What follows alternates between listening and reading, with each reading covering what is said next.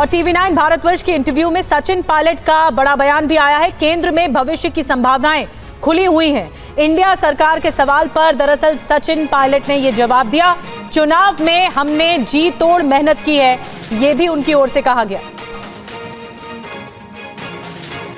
Sir, India गठबंधन के लिए कहा जा रहा है कि अब चूंकि मोदी जी सरकार बनाने जा रहे हैं बड़े गठबंधन की, तो अब उनके टारगेट पर इंडिया गठबंधन के तमाम दल होंगे, तो आपको लगता है आपका कुनबा इंटैक्ट रहेगा या आप लोग उधर से कुछ लाने वाले हैं? देखिए, अभी राजनीति में कभी कुछ परमानेंट नहीं होता, लेकिन मुझे लगता है हमारा गठबंधन बहुत मजबूत है और पहले भी कोशिश की गई गठबंधन के साथियों को दबाव में लाने की या तोड़फोड़ करने की, लेकिन कामयाब नहीं हुए। मजबूती से पूरा हमारा गठबंधन एक साथ खड़ा रहा और भविष्य में भी खड़ा रहेगा।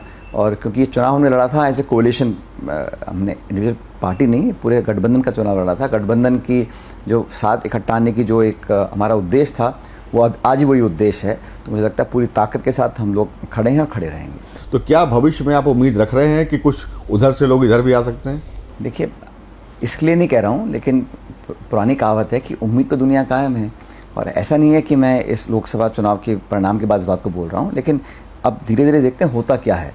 क्योंकि अब तक का जो सियासी घटनाक्रम रहा वो हमारे सामने पिछले 5-10 सालों का। अब आगे क्या होगा इसके बारे में कोई कुछ नहीं कह सकता, लेकिन मैं फिर कहना चाहता हूँ कि ये जो मैंडेट था, ये कहीं ना कहीं अहंकार, प्रतिशोध और घमंड और दबाव की राजनीति के विरोध में था, एजेंसीज के मिसयूज़ के विरोध में था, और ये संवेदनहीनता, संवादहीनता के विरोध में था। तो उसको तो लोगों को विश्लेषण और आत्मचिंतन करना चाहिए कि ऐसा क्यों रहा। बाकी भविष्य में देखते हैं कुछ दिनों हफ्तों में क्या होता है।